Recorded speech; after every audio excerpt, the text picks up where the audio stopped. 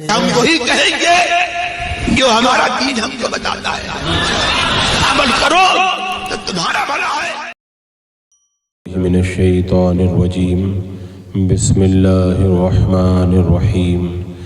ان اللہ وملائکتہ یصلون علی النبی یا ایہا الذین آمنوا صلوا علیہ وسلموا تسلیما اللہم صلی علی سیدنا و شفیعنا و حبیبنا و مولانا محمد وبارک وسلم صلاة و سلام علیک یا رسول اللہ صلی اللہ تعالی علیہ وسلم والذین آمنوا وعملوا الصالحات لندخلنہم فی الصالحین، اور جو ایمان لائے اور اچھے کام کیے ضرور ہم انہیں نیکوں میں شامل کریں گے۔ جو بندہ ایمان لائے اور ایمان کے ساتھ میں اچھے کام کرے اس کے لیے ارشاد ہوا کہ ہم ضرور انہیں نیکوں میں شامل کریں گے۔ نیک لوگوں کی سنگت اور نیک لوگوں میں داخل ہو جانا یہ اللہ کا بہت بڑا انعام ہے۔ خود انبیاء کرام علیہم السلام نے نیک لوگوں کے ساتھ ہونے کی رب کی بارگاہ میں دعا فرمائی ہے۔ تو یہ نیک لوگوں کی سنگت کس کو ملتی ہے؟ جو ایمان کے ساتھ میں عمل صالح بھی کرتا ہے۔ آج آپ دیکھیں دنیا میں کسی کا پڑوسی اچھا ہوتا ہے تو آدمی خوشی کا اظہار کرتا ہے کہ میرا پڑوسی اچھا ہے، میرے لیے امن و سکون ہے۔ تو دنیا کے اس معمولی گھر میں چند روزہ زندگی میں اگر اچھا پڑوسی مل جائے تو انسان خوشی کا اظہار کرتا ہے، تو وہ ہمیشہ کی زندگی میں پیاروں کا ساتھ مل جائے، اللہ والوں کا پڑوس میسر ہو جائے تو پھر واہ کیا کہنے ہیں اس کے۔ اور یہ انعام اللہ تعالیٰ ایمان والوں کو اور نیک لوگوں کو عطا فرماتا ہے۔ اور خود آپ دیکھیں حضرت ربیعہ رضی اللہ تعالیٰ عنہ نے بھی میرے آقا علیہ السلام کی بارگاہ میں جب درخواست کی تھی تو یہی کی تھی کہ یا رسول اللہ میری تمنا ہے کہ جنت میں آپ کا پڑوس مل جائے۔ تو نیکوں کی صحبت، نیکوں کا پڑوس مل جانا یہ اللہ کا انعام ہے جو اللہ تعالیٰ عمل صالح کرنے والے ایمان والوں کو عطا فرماتا ہے۔ وَمِنَ النَّاسِ مَن يَقُولُ آمَنَّا بِاللَّهِ فَإِذَا أُوذِيَ فِي اللَّهِ جَعَلَ فِتْنَةَ النَّاسِ كَعَذَابِ اللَّهِ وَلَئِنْ جَاءَ نَصْرٌ مِّن رَّبِّكَ لَيَقُولُنَّ إِنَّا كُنَّا مَعَكُمْ أَوَلَيْسَ اللَّهُ بِعَالَمَ بِمَا فِي صُدُورِ الْعَالَمِينَ۔ اور کچھ آدمی کہتے ہیں ہم اللہ پر ایمان لائے، پھر جب اللہ کی راہ میں انہیں کوئی تکلیف دی جاتی ہے تو لوگوں کی آزمائش کو اللہ کے عذاب کے برابر سمجھتے ہیں، لوگوں کی ایذا کو اللہ کے عذاب کے برابر سمجھتے ہیں۔ اور اگر تمہارے رب کے پاس سے مدد آئے تو ضرور کہیں گے کہ ہم تو تمہارے ہی ساتھ تھے۔ کیا اللہ خوب نہیں جانتا جو کچھ جہاں بھر کے دلوں میں ہے؟ اس آیت کریمہ کی تفسیر میں علماء نے مختلف صورتیں بیان فرمائی۔ ایک روایت میں یہ ہے کہ مکہ کے کچھ لوگ ایمان لے آئے اور وہ اسلام کو معمولی سمجھتے تھے، اس لیے انہوں نے ہجرت نہیں کی۔ جنگ بدر کے دن مشرکین کو جب نکلنا ہوا مسلمانوں کے مقابلے میں تو یہ مشرکین کے ساتھ میں میدان جنگ کے اندر آئے، زخمی ہوئے اور کچھ لوگ قتل کر دیے گئے۔ تو صحابہ کرام نے کہا کہ یہ لوگ تو مسلمان تھے، ان کو تو زبردستی پکڑ کر کے جو ہے وہ لڑنے کے لیے لایا گیا ہے۔ تو صحابہ کرام نے ان کے لیے مغفرت کی دعا کی تو اللہ تعالیٰ نے اس وقت وہ آیت اتاری کہ ان الذین توفاہم الملائکۃ ظالمی انفسہم قالوا فیما کنتم قالوا کنا مستضعفین فی الارض قالوا الم تکن ارض اللہ واسعۃ فتہاجروا فیہا۔ فرمایا کہ جو لوگ اپنی جانوں پر ظلم کرنے والے ہیں جب فرشتے ان کی روحیں قبض کرتے ہیں تو پوچھتے ہیں تم کس حال میں تھے؟ وہ کہتے ہیں ہم اس زمین میں کمزور اور مغلوب تھے۔ فرشتے کہتے ہیں کہ اللہ کی زمین وسیع نہیں تھی تم اس میں ہجرت کر لیتے؟ فرمایا یہی لوگ ہیں جن کا ٹھکانہ جہنم ہے اور یہ بہت برا ٹھکانہ۔ یہ آیت کریمہ اس وقت اللہ نے نازل فرمائی۔ اب صحابہ کرام نے باقی مسلمانوں کی طرف اس آیت کا حکم لکھ کر کے بھیج دیا کہ دیکھو اللہ نے آیت اتار دی ہے، اب تمہارے پاس کوئی عذر نہیں ہے، مکہ چھوڑ کر کے ہجرت کرو، مدینہ منورہ پہنچ جاؤ۔ اب وہ مدینہ منورہ کے لیے روانہ ہوئے تو مشرکین نے ان پر حملہ کیا اور ان کی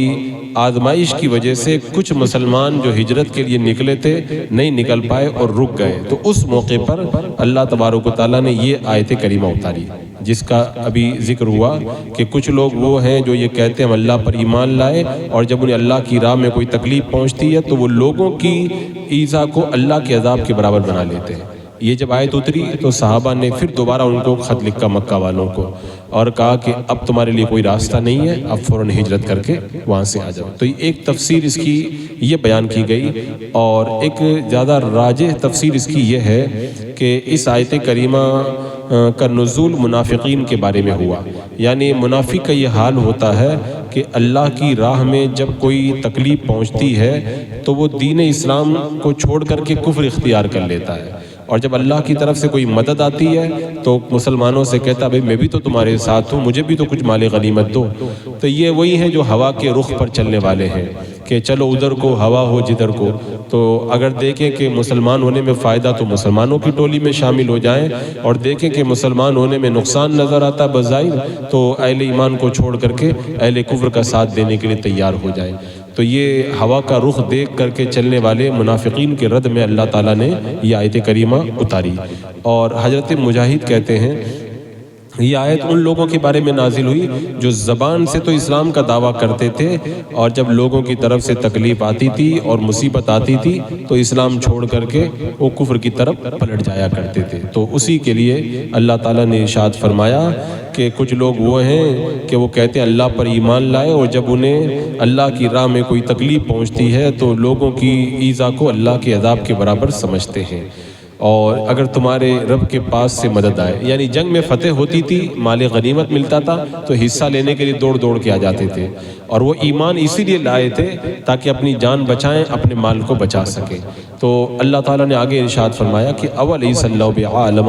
بما فی صدور العالمین، کہ اللہ خوب نہیں جانتا ہے جو کچھ جہاں بھر کے دلوں میں، اللہ کو سب پتہ ہے کون ایمان لایا ہے اور خالی زبان سے کون ایمان کا اقرار کر رہا ہے اور دل کے اندر اس کے ایمان داخل نہیں ہوا ہے، کون منافق بن کے زندگی گزار رہا ہے اور کون صحیح معنوں میں مسلمان، اللہ کو سب پتہ ہے۔ تو جو چھپ سکتا ہو جس سے بندہ اس سے چھپائے، جو سب جانتا ہے اس سے چھپانے کا کیا مطلب۔ اب ایک سوال تھا کہ یہ جو امتحان ہوتا ہے، آزمائش ہوتی ہے، یہ کیوں ہوتی ہے؟ تو اللہ تعالیٰ نے اگلی آیت میں بتایا وَلَيَعْلَمَنَّ اللَّهُ الَّذِينَ آمَنُوا وَلَيَعْلَمَنَّ الْمُنَافِقِينَ،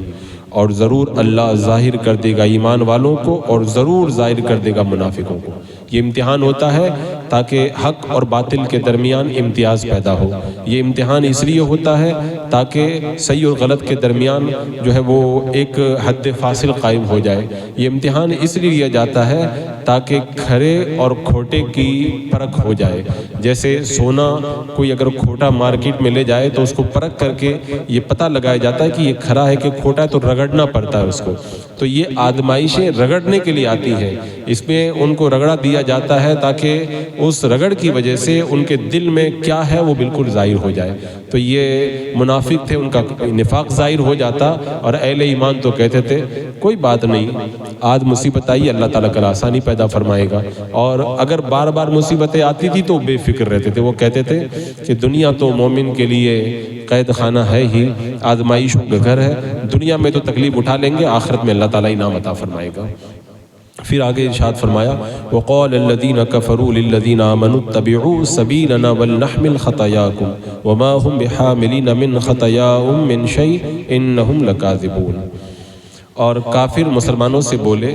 ہماری راہ پر چلو، ہم تمہارے گناہ اٹھا لیں گے، حالانکہ وہ ان کے گناہوں میں سے کچھ بھی نہیں اٹھائیں گے، بے شک وہ جھوٹے ہیں۔ یعنی پہلی بات تو یہ ہے کہ منافق، یہ کافر اس بات کو مانتے ہی نہیں تھے کہ مرنے کے بعد دوبارہ زندہ ہوں گے اور اچھے اور برے کا حساب کتاب ہوگا، لیکن وہ پھر بھی کہتے تھے چلو مان لو اگر مرنے کے بعد دوبارہ زندہ ہوئے اور حساب کتاب ہوا اور تمہارے گناہوں کی وجہ سے تم کو پکڑا گیا نا، تو تم ڈرو مت، تم کفر اختیار کر لو، ہمارے ساتھ آ جاؤ، عذاب ہوگا نا ہم لوگ برداشت کر لیں گے، کوئی اگر تمہیں مصیبت آئے گی نا تو ہم لوگ جھیل لیں گے، تم کو کچھ نہیں ہونے دیں گے۔ تو اللہ تعالیٰ نے انہی کے بارے میں فرمایا کہ کافر مسلمانوں سے بولے ہماری راہ پر چلو، ہم تمہارے گناہ اٹھا لیں گے، حالانکہ وہ ان کے گناہوں میں سے کچھ نہ اٹھائیں گے، بے شک وہ جھوٹے ہیں۔ وَلَا يَحْمِلُنَّ اثقالهم واثقالا مع اثقالهم ولا يسألن يوم القيامة عما كانوا يفترون، اور بے شک ضرور اپنے بوجھ اٹھائیں گے اور اپنے بوجھوں کے ساتھ اور بوجھ اٹھائیں گے، اور ضرور قیامت کے دن پوچھے جائیں گے جو کچھ وہ بہتان اٹھاتے تھے۔ یہ بوجھ اٹھانے کی بات کر رہے ہیں، ان کو تو اپنا بھی بوجھ اٹھانا ہے قیامت کے دن، اور ان لوگوں کا بھی بوجھ اٹھانا ہے جن کو انہوں نے گمراہ کیا ہے۔ تو مشرکین انہوں نے مسلمانوں سے یہ کہا تھا کہ مرنے کے بعد زندہ نہیں کیے جائیں گے، اور زندہ ہوئے تو ہم لوگ سنبھال لیں گے۔ ایک روایت میں یہ ہے کہ یہ کہنے والا ولید بن مغیرہ تھا، تو اللہ تعالیٰ نے ان کا رد کیا، بولے وہ ضرور اپنے بوجھ بھی اٹھائیں گے اور دوسرے کئی لوگوں کے بوجھ اٹھائیں گے۔ کیوں؟ ایک تفسیر تو یہ ہے کہ جو کسی کا حق ضائع کر دے قیامت کے دن اس کا گناہ اس کے اوپر لادا جائے گا، کسی پر ظلم کرے تو اس کے گناہ، مظلوم کے گناہ ظالم کے اوپر لادے جائیں گے۔ اور ایک تفسیر یہ ہے کہ جو شخص کسی کے گناہ کا سبب بنے اس پر اس کے گناہ کا بوجھ ڈال دیا جائے گا۔ کوئی بندہ فلم دیکھنے جا رہا ہے، دوسرا نہیں جا رہا ہے، ارے کہہ رہا ہے چلو تم بھی میرے ساتھ چلو، تو جو دوسرا ساتھ میں جا رہا ہے وہ بھی گنہگار ہے، اور اس کو تو گناہ ہوگا ہی، لیکن اس کو لے جانے کا گناہ اس لے جانے والے کو بھی ہوگا، تو وہ یہ اس کا بھی بوجھ اٹھائے گا اور اپنا بھی بوجھ اٹھائے گا۔ اسی طرح ہر گناہ کا حال ہے۔ حضرت ابو امامہ باہلی رضی اللہ تعالیٰ عنہ بیان کرتے ہیں، اللہ کے رسول صلی اللہ تعالیٰ علیہ وسلم نے اللہ کا پیغام پہنچا دیا، پھر فرمایا تم ظلم کرنے سے بچو، کیونکہ اللہ تبارک و تعالیٰ قیامت کے دن ارشاد فرمائے گا مجھے اپنی عزت کی قسم آج کوئی شخص ظلم کی سزا پائے بغیر نہیں رہے گا۔ پھر ایک ندا کرنے والا ندا دے گا فلاں بن فلاں کہاں ہے؟ وہ اپنی نیکیوں سمیت آئے گا، اس کی نیکیوں کے پہاڑ ہوں گے، اور اس کی نیکیاں پہاڑوں کی طرح ہوں گی، لوگ نظریں اونچی کر کر کے اس کی نیکیوں کو دیکھیں گے۔ وہ اللہ کے حضور کھڑا کر دیا جائے گا، پھر منادی اعلان کرے گا کہ اس شخص کے حقوق جس کے ذمے ہوں یا اس نے جس پر بھی ظلم کیا ہو وہ اپنا بدلہ لینے کے لیے آ جائے، یعنی جس کے بھی حقوق اس کے ذمے ہوں اور جس پر بھی اس نے ظلم کیا ہو آئیں اپنا بدلہ لے لیں۔ تو کہتے ہیں کہ لوگ اللہ کے حضور کھڑے ہوں گے، پھر اللہ تعالیٰ ارشاد فرمائے گا میرے اس بندے سے اپنے حقوق لے لو۔ لوگ کہیں گے ہم اسے حقوق کیسے لے لیں؟ اللہ تعالیٰ فرمائے گا اس کی نیکیاں لے لو۔ لوگ نیکیاں لینا شروع کر دیں گے، کسی کو ستایا ہوگا وہ نیکیاں لے جائے گا، کسی کا مال دبایا ہوگا وہ نیکیاں لے جائے گا، جو بھی اہل حق ہوں گے نیکی لے جائیں گے، ایک نیکی بھی باقی نہیں رہے گی، اور ابھی بدلہ لینے والے بچ جائیں گے۔ تو اللہ تعالیٰ فرمائے گا اس سے اپنا حق لے لو۔ لوگ کہیں گے اللہ کوئی نیکی تو بچی نہیں اس کے پاس میں، ہم اب کیا لے لیں؟ تو اللہ تعالیٰ فرمائے گا اپنے اپنے گناہ اس کے اوپر لاد دو۔ پھر اللہ کے رسول علیہ السلام نے اس آیت کریمہ سے استدلال کیا اور فرمایا وہ ضرور اپنے بوجھ بھی اٹھائیں گے اور اپنے بوجھوں کے ساتھ دوسروں کے بوجھ بھی اٹھائیں گے۔ تو اس آیت کریمہ میں جو فرمایا گیا کہ وَلَيَعْمِلُنَّ أَثْقَالَهُمْ وَأَثْقَالًا مَعَ أَثْقَالِهِمْ، بے شک ضرور اپنے بوجھ اٹھائیں گے اور اپنے بوجھوں کے ساتھ اور بھی بوجھ اٹھائیں گے۔ تو یہ حال ہوگا قیامت کے دن۔ اب کوئی اگر کسی کو گمراہ کرے تو پھر وہ گمراہ کرنے والا اس کا بھی تو بوجھ اٹھائے گا اس کی طرح۔ اور حضرت قتادہ کہتے ہیں جس نے کسی قوم کو گمراہی کی طرف بلایا اس کے اوپر اس قوم کے گناہ لاد دیے جائیں گے اور اس قوم کے گناہوں میں بھی کوئی کمی نہیں ہوگی۔ مطلب یہ نہیں ہے کہ کوئی اگر کسی کو گمراہ کرے تو یہ گمراہ کرنے والا پھنسے گا وہ بچ جائے گا، وہ بھی نہیں بچے گا، وہ اپنے عذاب میں گرفتار ہوگا، اور یہ اپنے عذاب میں بھی گرفتار ہوگا، اس کو گمراہ کرنے کے عذاب میں بھی گرفتار ہوگا۔ اور حضرت معاذ بن جبل رضی اللہ تعالیٰ عنہ بیان کرتے ہیں مجھ سے اللہ کے رسول علیہ السلام نے ارشاد فرمایا بے شک مومن سے قیامت کے دن اس کی تمام باتوں کے بارے میں سوال ہوگا، یہاں تک کہ اس کی آنکھوں کے سرما کے بارے میں بھی پوچھا جائے گا، آنکھوں کے سرما کے بارے میں بھی پوچھا جائے گا، اور اس نے انگلی سے کسی کی مٹی جو کھرچی ہوگی اس مٹی کے بارے میں بھی پوچھا جائے گا، تو نے فلاں کی دیوار سے مٹی کیوں کھرچی تھی؟ اور فرمایا کہ اے معاذ میں قیامت کے دن تمہیں اس حال میں نہ پاؤں کہ کوئی شخص تم سے ان نیک اعمال کے لینے میں کامیاب نہ ہو جائے جو تم کو اللہ نے عطا کیے۔ یعنی کوئی ایسا کام مت کر کے جانا کہ قیامت کے دن یہ نیک کام تو تم کر کے گئے ہو کوئی دوسرا تمہارا یہ ثواب لے کر کے چلا جائے۔ تو یا دنیا میں بہت ہوشیار رہنے کی ضرورت ہے، اگر کسی کا ایک تنکا بھی توڑا ہے نا وہ بھی بدلہ مانگے گا، اگر کسی کی مٹی کا ایک ڈھیلا بھی لیا ہے نا قیامت کے دن وہ بھی بدلہ مانگے گا۔ اور ایسا نہیں کہ عام لوگ بدلہ مانگیں گے، سگی ماں بھی اپنے بیٹے کو پکڑ کر کے اللہ کی بارگاہ میں لے کے جائے گی کہ اس نے میرا پیسہ لیا تھا واپس نہیں دیا تھا، اللہ آج مجھے اس سے نیکیاں دلا۔ ماں بھی اپنے بیٹے کو پکڑ کر کے نیکیاں وہاں پہ چھینتی ہوئی نظر آئے گی۔ تو وہ بندہ جو ظلم کیا ہوگا اپنا بھی بوجھ اٹھائے گا، دوسروں کا بھی بوجھ اٹھائے گا۔ اور حضرت جریر بن عبداللہ رضی اللہ تعالیٰ عنہ بیان کرتے ہیں، ہم دن کے ابتدائی حصے میں اللہ کے رسول علیہ السلام کی خدمت میں بیٹھے ہوئے تھے، اچانک آپ کے پاس چند لوگ آ گئے جو ننگے پاؤں تھے، ننگے بدن تھے، گلے میں چمڑے کی کفنیاں یا وہ عبائیں تھی وہ پڑی ہوئی تھی، اور وہ تلوار لٹکائے ہوئے تھے۔ ان میں سے اکثر قبیلہ مدر کے رہنے والے تھے، تو ان پر فقیری کے آثار دیکھ کر کے اللہ کے رسول علیہ السلام کا چہرہ متغیر ہو گیا، آپ کا چہرہ غمگین ہو گیا، یعنی بھوکے ننگے وہ معمولی کپڑوں کے ساتھ میں ننگے پاؤں آئے جب اللہ کے رسول علیہ السلام کی بارگاہ میں۔ میرے آقا علیہ السلام کو بڑی تکلیف ہوئی ان کی یہ فقیری دیکھ کر کے۔ پھر آپ نے حضرت بلال سے کہا اذان پڑھو، اقامت کا حکم دو، اور اس کے بعد میں حضرت بلال نے اذان اور اقامت کہی اور آپ نے نماز پڑھائی، پھر خطبہ دیا۔ خطبے میں آپ نے وہ آیت کریمہ پڑھی کہ لوگوں اس اللہ سے ڈرو جس نے تمہیں ایک جان سے پیدا کیا ہے۔ پھر اس کے بعد میں وہ بھی آیت کریمہ میرے آقا نے پڑھی، یا ایھا الذین آمنوا اتقوا اللہ ولتنظر نفس ما قدمت لغد، اے ایمان والو اللہ سے ڈرو، غور کرو تم نے کل قیامت کے دن کے لیے آگے کیا بھیجا ہے۔ اب ارشاد فرمایا کہ یعنی یہ لوگ آئے ہیں دور سے، ان کو اللہ کی راہ میں کچھ دو۔ اب کوئی دینار لا رہا ہے، کوئی درہم لا رہا ہے، کوئی کپڑا لا رہا ہے، کوئی کھجور لا رہا ہے، اور کوئی جو ہے وہ کچھ لا رہا ہے، کوئی کچھ لا رہا ہے۔ ایک انصاری صحابی ایک پورا تھیلا اٹھا کر کے لے کے آئے، پھر لگاتار لوگ لا کے دینے لگے، کپڑا کھانا اس کا ایک ڈھیر لگے، انبار لگ گیا۔ تو صحابی کہتے ہیں میں نے اللہ کے رسول علیہ السلام کا چہرہ دیکھا تو چمکنے لگا۔ اللہ کے رسول علیہ السلام کا چہرہ تو ہمیشہ ہی چمکتا تھا، لیکن جب خوش ہوتے تھے تو چمک اور بڑھ جاتی تھی آپ کے چہرے پر۔ تو جب دیکھا نا کہ غریبوں کے لیے انتظام ہو گیا تو آپ کے چہرے پہ اور بھی زیادہ اجالا چھا گیا۔ تب اللہ کے رسول علیہ السلام نے فرمایا جس نے اسلام میں کوئی اچھا طریقہ نکالا اس کے لیے اس کا بھی اجر ہوگا، اور جو اس کے بعد والے اس پر چلیں گے ان کا بھی اجر ہوگا، اور جنہوں نے نیک کام کیا ان کے اجر کے اندر کوئی کمی بھی نہیں ہوگی۔ اور اس کے بعد میں فرمایا جو اسلام میں کوئی برا طریقہ نکالے اس کا گناہ اس پر بھی ہوگا، اور بعد والے جو اس برے طریقے پر چلیں گے ان کا گناہ بھی اس پر ہوگا، اور ان گناہ کرنے والوں کے گناہوں میں بھی کوئی کمی نہیں ہوگی۔ تو اس حدیث پاک میں بتایا گیا کوئی برا راستہ نکالتا ہے اپنا بوجھ بھی اٹھائے گا، اور جو اس راستے پہ چلیں گے بعد میں تو ان کا بوجھ بھی اٹھائے گا۔ تو اس آیت کریمہ میں فرمایا گیا کہ وہ اپنا بوجھ بھی اٹھائیں گے اور اپنے ساتھ میں دوسروں کا بوجھ بھی اٹھائیں گے۔ یہاں تک فرمایا گیا، حضرت عبداللہ ابن مسعود کہتے ہیں اللہ کے رسول علیہ السلام نے فرمایا کہ